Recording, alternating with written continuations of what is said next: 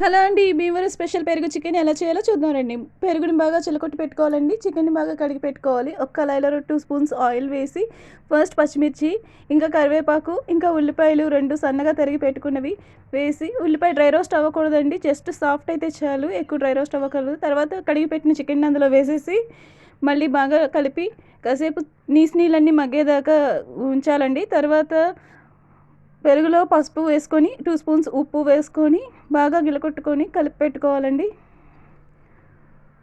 తర్వాత చికెన్‌ని మళ్ళీ మధ్య మధ్యలో కలుపుతూ లో ఫ్లేమ్‌లోనే చేసుకోవాలండి చికెన్ అంతా.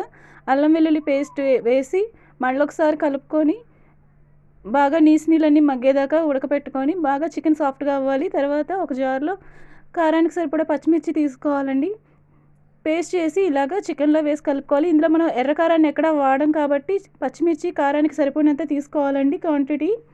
తర్వాత 5 నిమిషాలు మూత పెట్టి బాగా మగ్గనిచ్చి తీసిన తర్వాత మళ్ళీ ఒకసారి కలుపుకొని ఇప్పుడు ఇందులో గరం మసాలా వేసుకొని మళ్ళీ బాగా కలుపుకొని మళ్ళీ ఇంకాసేపు మగ్గనివ్వాలండి.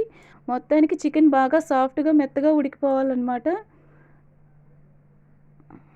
ఇలా చికెన్ మెత్తగా ఉడికిన తర్వాత ముందుగా కలిపి పెట్టుకున్న పెరుగుని మిశ్రమాన్ని ఇందులో వేసుకోవాలి. ఇక్కడ నేను అర కేజీ పెరుగుకి అర కేజీ చికెన్ తీసుకున్నాను. సమానం క్వాంటిటీలో తీసుకోవాలి. తర్వాత అందులో కొంచెం నీళ్ళు కూడా వేసుకొని కలుపుకొని పెట్టుకోవచ్చు.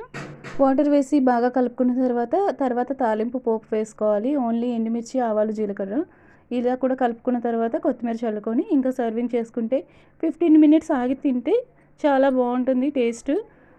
భీమవరం పెరుగు చికెన్ రెడీ. టేస్ట్ చూసేదాకా అస్సలు ఆగలేకపోతున్నానండి. టేస్ట్ చూసి చెప్తాను. నిజంగా రియల్లీ సూపర్ అండి. చాలా సాఫ్ట్‌గా కుక్ అయింది. Thank you.